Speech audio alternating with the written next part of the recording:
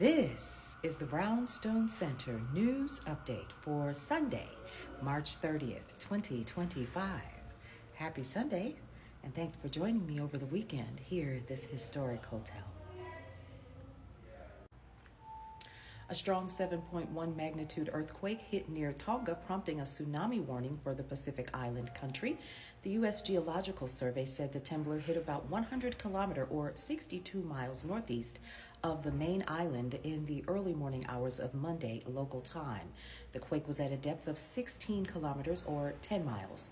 The Pacific Tsunami Warning Center issued an alert saying hazardous waves could be possible. Immediate reports of damage were not available.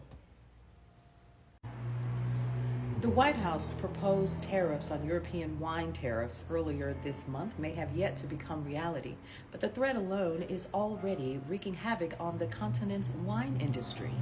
In France, where sales were already slumping, winemakers are struggling to move inventory, while major producers in Italy, which sends roughly a quarter of its wine imports to the US of A, have seen import shipments freeze. U.S. restaurants are also bracing for the potential impact. QVC Group, the parent of home shopping TV networks QVC and HSN, announced it will begin laying off roughly 900 employees as it begins a reorganization. The company, which recently shuttered its Florida headquarters to consolidate operations in Pennsylvania, says it hopes to become a live social shopping company with a focus on newer digital media platforms as linear television declines. QVC Group reported a 6% year-over-year revenue decline in its most recent quarter. In a stunning rejection of Republican Governor Jeff Landry, Louisiana voters turned down all 4 of his constitutional amendments Saturday, including the governor's plan to overhaul the state's tax and budget laws.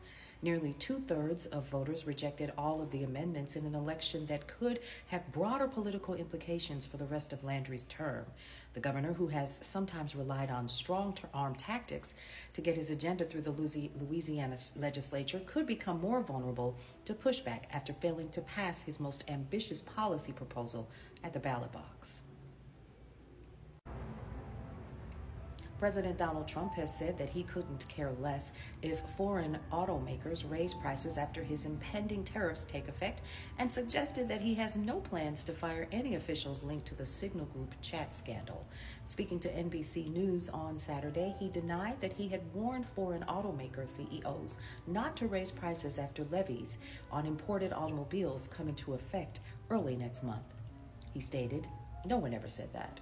I couldn't care less if they raise prices because people are going to start buying American cars."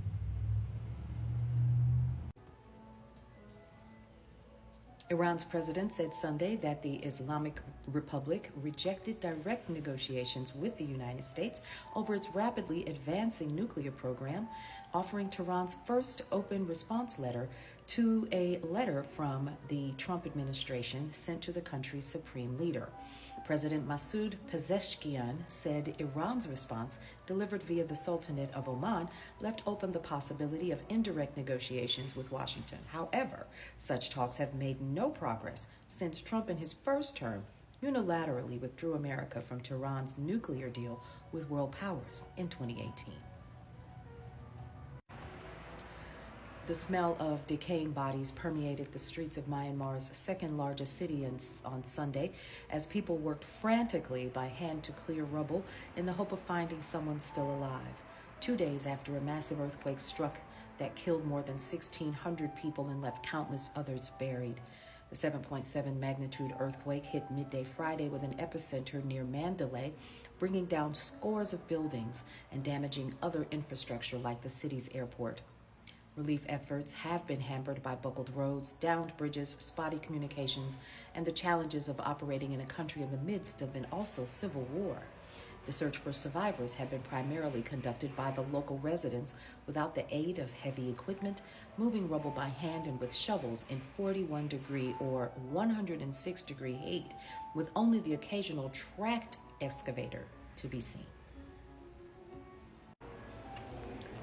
For more news and information that you can use, Head on over to brownstoneworldwide.com. You guessed it, Cityscape Radio, for sounds that can keep you encouraged throughout the day, along with DJ Tony Sanchez later on this afternoon, and Brownstone Living magazine. We'll see you around.